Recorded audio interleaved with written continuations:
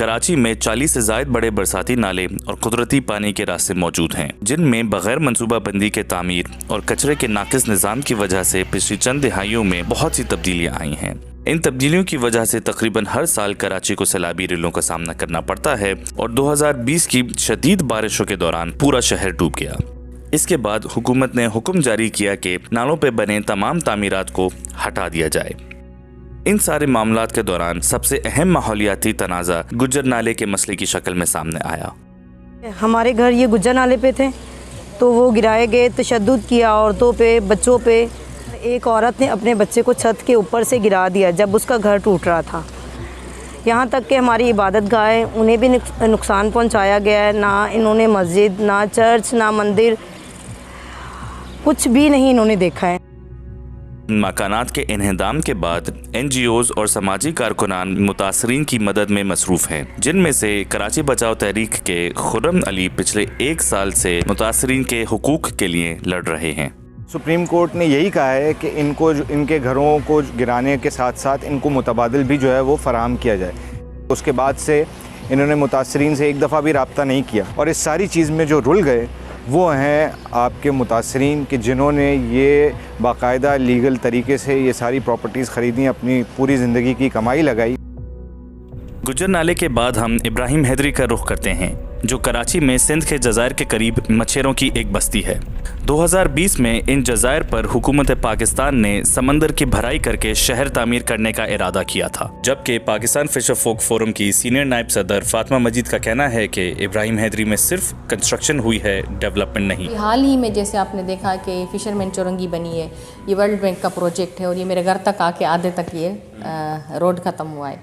تو اس میں بھی اس بات کا بالکل بھی خیال نہیں رکھا گیا، کیونکہ جب سے یہ بنی ہے اب سارے محلے ڈوبتے ہیں۔ ہم ہر دور میں ترقی کے نام پر بے دخل ہوئے، تو ہم یہ سمجھتے ہیں کہ یہ نہ صرف ہمارے ترقی کے نام پر ہمارے ماحول کی تباہی ہے، ہمارے روزگار کی تباہی ہے، بلکہ انسانی حقوق کی سب سے بڑی تذلیل بھی ہے۔ ان مسائل کی وجوہات اور ان کے حل جاننے کے لیے ہم معروف آرکیٹیکٹ اور اربن پلانر عارف حسن صاحب کے دفتر پہنچے۔ پہلی وجہ کہ جو پانی کے راستے ہیں، ہمارے یہاں نالے ہیں مثلاً کراچی میں، ان میں مختلف قسم کی رکاوٹیں ڈالی جاتی ہیں۔ کنسٹرکشن ہوتا ہے، کوڑا پھینکا جاتا ہے، تو وہ نالے کی وڈتھ جو ہے خاص طور سے کوڑے کی وجہ سے وہ کم ہوتی جاتی ہے، اس کی کیپیسٹی۔ دوسری وجہ یہ ہے کہ آپ کے جو آؤٹ فالز ہیں سمندر پہ، وہ بلاک ہوئے ہوئے ہیں، اور جو بلاک کئی وجوہات ہیں اس کی بلاک ہونے کی۔ ہمارے یہاں تو سب سے بڑی وجہ یہ ہے کہ ان پہ ایلیٹ کالونیز نے کنسٹرکشن کیا ہوا ہے، اور کچھ انفراسٹرکچر بنا ہے ان کو روکنے کے لیے، جو حکومت نے خود بنایا ہے۔ مگر سب سے بڑی وجہ یہ ہے کہ منصوبہ بندی نہیں ہے۔ دوسری وجہ یہ ہے کہ مینٹیننس جو ہے اور مینجمنٹ وہ نہیں ہے۔ بغیر ایک ایریا پلان یا بغیر ایک اربن ڈیولپمنٹ پلان کے یہ فیصلے کرتے ہیں، تو وہ تو قانون ہی آپ کو جو انہوں نے بنایا ہے وہ کنسٹرکشن کی طرف لے جا رہا ہے، وہ ڈیولپمنٹ کی طرف نہیں لے جا رہا۔ گجر نالے پر مکانات تو مسمار ہو گئے، مگر کیا آئندہ کے ترقیاتی کاموں میں ماحولیات کو مد نظر رکھا جا رہا ہے؟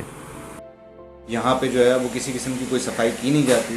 نالوں میں کتنا پانی کہاں سے آ رہا ہے، کہاں جائے گا، آگے جو پروجیکٹس بن رہے ہیں وہ کس حساب سے بن رہے ہیں، ڈیلٹا پوائنٹس کی کیا سچویشن ہے، اس کی کسی کو کوئی فکر نہیں۔